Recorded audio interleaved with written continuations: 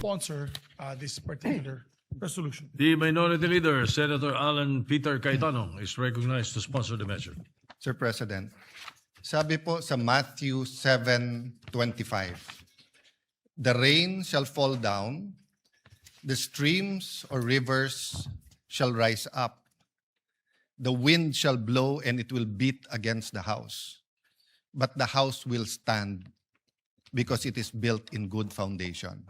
So sa pagbati ko sa ating Senate President, Majority Leader at ating colleagues ngayong hapon na to, I'd like to emphasize the first thing na ang pundasyon ng isang bansa, ng isang bayan, ng isang senado, ng isang pamilya o ang pundasyon ng mga Pilipino ay napakahalaga. Nasusubukan ang ating pundasyon pagka meron pong kalamidad o sakuna. So ang ginamit po sa Biblia ay yung pag-ulan, pagbaha, paghangin. We are not a stranger to crisis, whether it's the oil shock of the 70s, whether it's Japanese time, Spanish time, the American Commonwealth, or let's talk about recent history, at least for those of us who were born or were already in government at that time.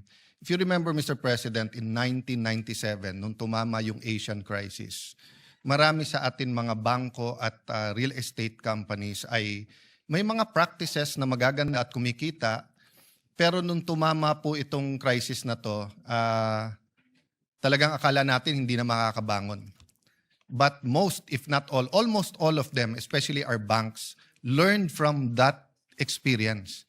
That's why isa sa pinakamatitibay ang ating ating banking industry. We have some of the best banks. No, it's smaller in size compared to, of course, neighbor natin ang China, Japan, India. No, of course, the Western countries.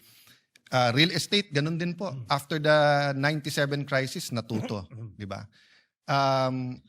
Ang Hong Kong po tinamaan ng SARS. So nung tinamaan ng SARS, nung dumating yung COVID, hindi lang sila mas maraming laboratories, pero mas madali nilang na pinairal ang kanilang mga contingency plans. Ang Thailand naman ay isa sa pinakamasama ang tama nung bago po ang AIDS pandemic. So, aside from beefing up their research, their hospitals, their information drive, nung tumama din ang pandemic, mas handa din ang Thailand. Unfortunately, for example, for our tourism industry, during the pandemic, I think was Bayanihan 2, no? We tried to put money for infrastructure kasi ang Vietnam pala, ang Thailand, ang Hong Kong, several countries tahimik lang during the pandemic, pero para mabigyan ng trabaho ang kanilang mga constituents at the same time para ihanda pag nag-open na sila, ay slowly pala ay pinuput in place yung infrastructure. So of course, ginagawa ngayon ang subway, nandiyan po yung Bulacan Airport, tuloy-tuloy po ang pagpapaganda ng airport sa Clark. I'm hoping sa kulit po ng ating majority leader, I think 10 years niya nang kinukulit or more, yung bukid nun, yung mga regional airports. I still remember the time when SP Soto was also mentioning the former grandeur of the Soto Hospital in Cebu. And all of us experienced nung napakaganda in terms of service ang PGH. Pero grabe ang pila at kulang talaga sa equipment. And now if you look at both hospitals, Vicente Soto in Cebu and the PGH, napakaganda. Part of the reason of this is because pag crisis, we learn to work together. So yes, there are so many things that drive us apart. Ang politics ngayon napakainit. Pero kailangan natin, if there are two words that I want to leave or two concepts today after this sponsorship is one, consensus. Pag sobrang bigat ng problema or maaring sobrang bigat na harapin. So let me put that in focus. Kung matapos kaagad in the next few days ang problema ng gera ng Iran, US, Israel at pilit na apektado yung buong region at buong mundo dahil we are now a global village and we now see na intricate masyado yung connection ng mga ekonomiya natin. No? So yung relationship, for example, ng fertilizer sa natural gas, di ba? So yung presyo ng fertilizer tumataas din. Japan has nuclear power but still they import 90%, di ba, of their energy needs or yung sa oil. No, I don't think I'm precise with that statistic, but just to give us an idea that sabi kasi dati pagka sinipon ang Amerika, nagkakasakit yung buong mundo, di ba? So nakita natin ngayon, di ba? Pagka inubo ang Middle East, nagkakahika ang buong mundo, no? And if it ends soon, then I think except for the loss of lives na hindi naman natin maibabalik, di ba?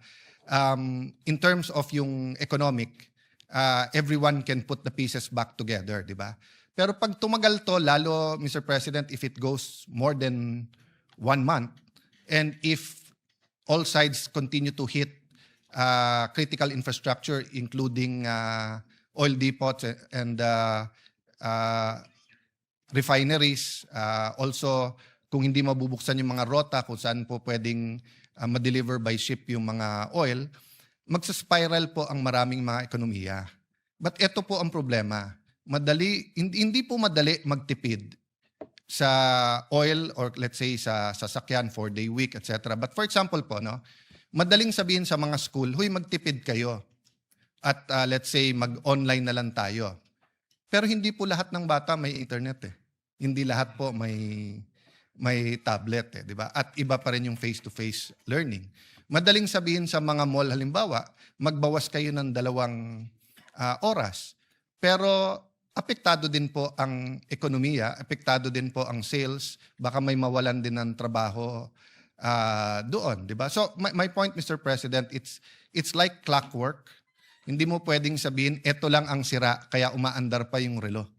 Pag may tinamaan sa makina ng relo, the whole mechanism of telling time gets affected. And that is the spirit of this resolution.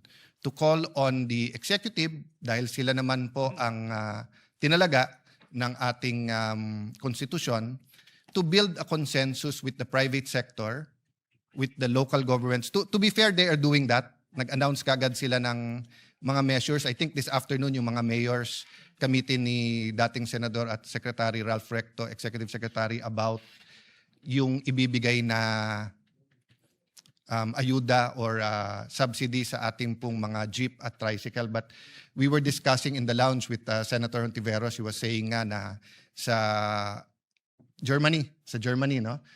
Sinubsidize nila yung mga mass transportation. Para nga hindi lang masigurado na kaya ng mga commuters, lalo pag sila'y manggagawa, senior citizens, estudyante, but also to dissuade people from their private vehicles. No? So yun po ang nakikita kong kulang. It hasn't reached a point na consensus. So I said 2 concepts. One is consensus. The second concept is alignment. I've learned in my Christian life, it's not enough to do good. It's not enough to read the Bible and try to act in accordance with the Bible. You have to continually ask God, where do you want us to be? And then to align. Diba? Kasi if it's good to put up a pharmacy, it's also good to put up a farm. Pero sinasabi ng Diyos, wala nang pagkain, hindi nyo ma-import, put up a farm. You have to align. So napakaraming magagandang panukala ngayon. But is it aligned with the national government, the local government, and the private sector? So yes, Mr. President, sa resolution na to, 15 days lang po nilagay natin. It's because in 15 days, we would know if the crisis is getting bigger or kung wala na. So I don't think there's a problem that we expect the worst or prepare for the worst. Kung hindi, nandyan yung contingency plan. Lastly, Mr. President, let's not miss opportunities. Ang lahat ng crisis, may winners, may losers. Ang problema, minsan big winner, minsan big loser. And ang problema, Mr. President, usually ang loser is yung mahirap. So mahirap na tao, mahirap na municipality, maliliit na businesses. Usually yun ang talo kasi medyo tali kamay nila eh. Pero dun po sa mas malalim ang bulsa, nakikita nila yung opportunities, di ba? So, for example, kung lahat ng pera mo nasa stock market bumagsak, wala ka ng choice kung hindi hintayin na lang. Or i-withdraw or ibenta mo, lugi ka na. Pero yung sobrang lalim ng bulsa, pagbaksak, time to buy. And then gaganda na naman. So, there are things that will divide us. For example, nuclear power. Some of us believe in it, some don't. But for example, electric vehicles, no? Parating sinasabi electric vehicles kasi gas-led din naman yung mga power plants natin. But that's not always true, no? So the point, Mr. President, is this is to prepare us not only for the challenges, but also for the opportunities. And although there has been Supreme Court decision saying na hindi pwede yung executive legislative, meaning may gagawin yung executive na actual body and then may member ang executive. But I think if it's consensus building, kung sino man yung mga chairman natin na critical sa nangyayari, makakatulong na magsama-sama. And lastly, Mr. President, as I close and as I pray that God will show us the opportunity, show us the challenges, strengthen us, help us to have a little bit, kung hindi man total, a little bit of political ceasefire at mag-focus muna sa maaring malalaking problema. May I ask that as a gesture with your permission that all members become authors of this resolution. And of course, if there are any amendments, whether to style or substance, it is by no means a perfectly crafted resolution. Thank you, Mr. President, and I submit to the direction that the majority leader wants regarding the resolution.